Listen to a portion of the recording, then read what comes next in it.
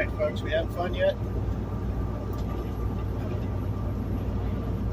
Just wanted to illustrate what happened. Now, this isn't really all that fair because we got an uphill grade issue going on. So it's got things shut down a little bit, but I'm trying to illustrate what having vehicles governed, trying to make a pass really looks like. I'm going to move over and let this guy pass me.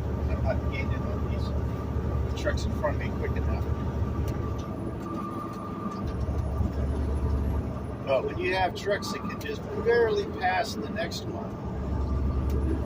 at 1 mile an hour, it jams everything up behind us, and especially the four-wheelers lose their minds.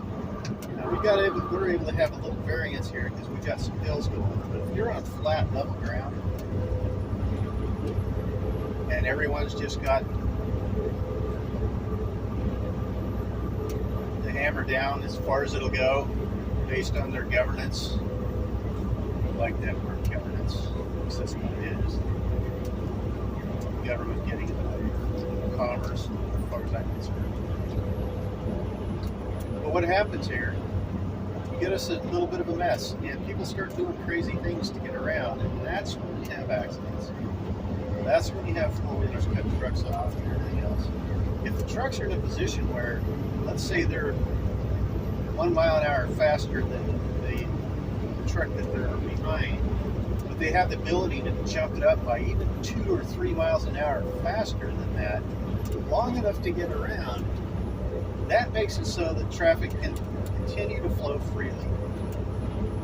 You got a short-term blockage. See this guy up here, 2 trucks up?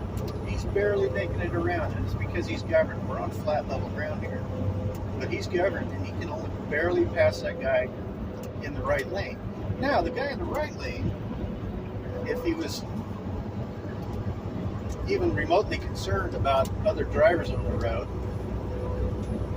and if he was remotely concerned about the flow of traffic, when he had someone passing him that slow, he would back his cruise control off 1 mile an hour to let the guy get past quicker in order to cut down how we impede traffic. But of course, 99% of the guys I come up to and pass are not willing to do that. They will set that cruise control and they will sit on it as fast as they can get the truck to go, and they're not about to back it off for the sake of everyone else on the road. And you only have to back it off for 30 seconds and then put it right back where it was. And now you've made it so everyone can get around you. But that's not the case. Now, I'm not getting over right now because I got a guy sitting in the right lane. And he's kind of in my blind spot. I can't really move over. If he gets behind me a little bit more, I'll go ahead and move over and let him get up and pass. And I can now because he backed off. It's partly because I hit a hill. And I'm heavy, so it slowed me down for some reason. But just, I guess that falls into the whole courtesy aspect of being on the road, common courtesy, etiquette, I don't know how you put it. But if you're in the right lane and some guy's barely passing you, you know he's governed, you can't do a dang thing about it, back it off 1 mile an hour, let him get around you, don't let the flow of traffic get impeded. Instead, these guys sit there and just stare at the road in front of them, pretend like you're not there, even though they know damn good well you're there. And, yeah, help the whole system work. But instead, now we're going to do this. And that's why if FM, you know, Federal Motor Carrier, whatever, FMCSA does their things, see, that tells you how many land. Wants to dictate that and everyone's set at 65 miles an hour, look out.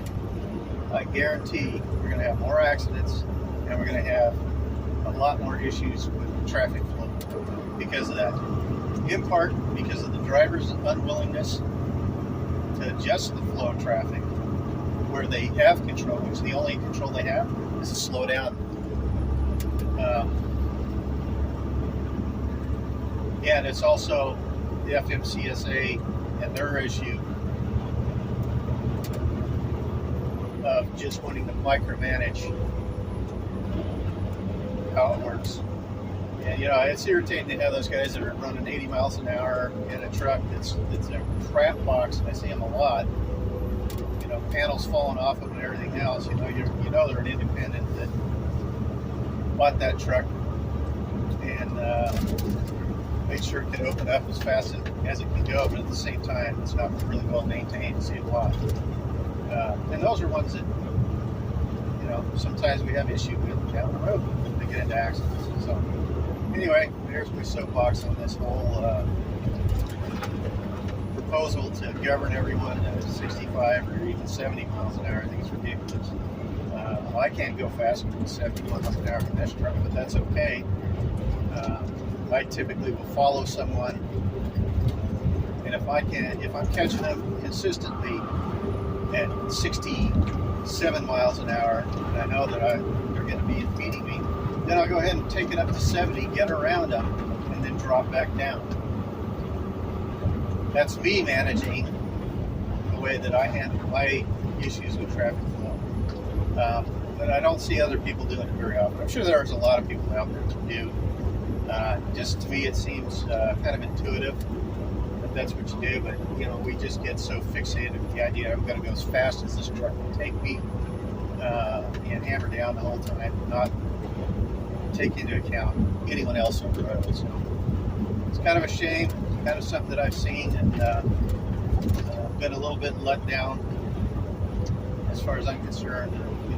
People within the profession not being cognizant of those types of things. It gives us a bad rap. Anyway, peace. Have a good one. Be safe. We'll catch you later.